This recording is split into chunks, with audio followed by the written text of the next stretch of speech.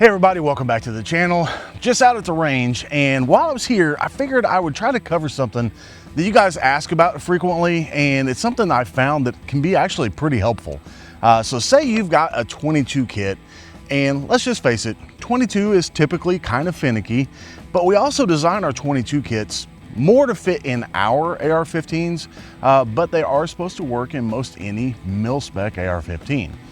The downside with mil-spec is there's actually a lot larger variance in there than you would expect. So some manufacturers might build something to the looser end, some maybe to the tighter end.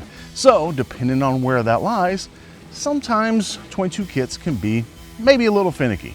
So I've got my old beater gun here. We're gonna go ahead and take out the bolt carrier group, and I'm gonna show you a relatively easy fix for this.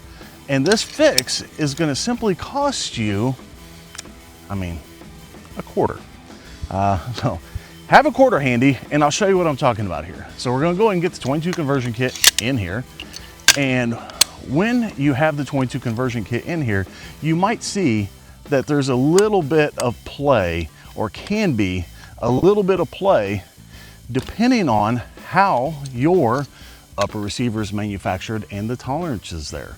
Now, what that play can affect is whenever you have your magazine inserted into it and you go to feed around, well, depending on also the lower receiver, you could maybe have a little bit of wobble.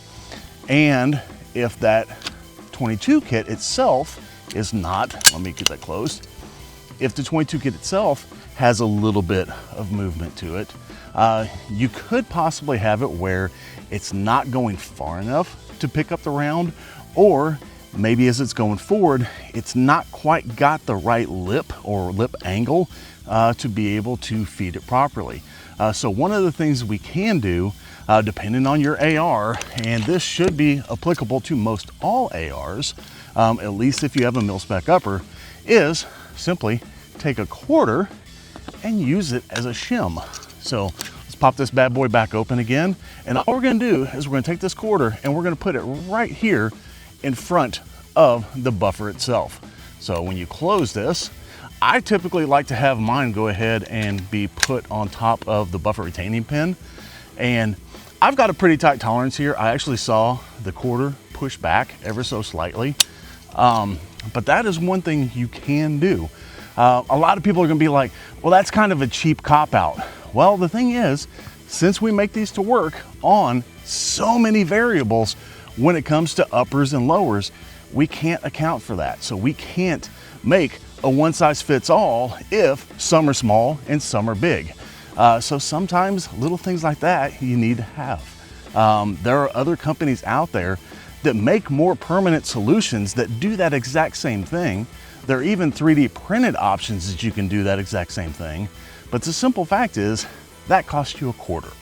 And now that you have that in there, it's gonna hold things a little bit tighter in here. Keep the 22 conversion into that chamber without wobbling a little bit. Now people are like, well, it's out of spec. It's not.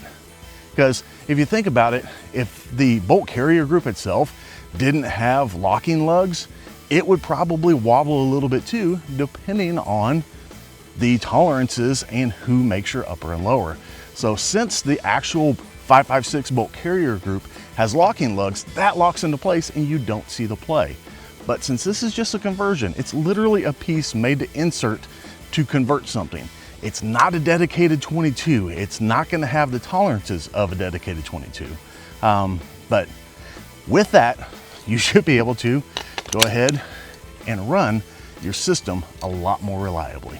So hope that's a fun little tip for you. It's only gonna cost you a quarter. Thanks for tuning in, guys. And as always, stay safe out there.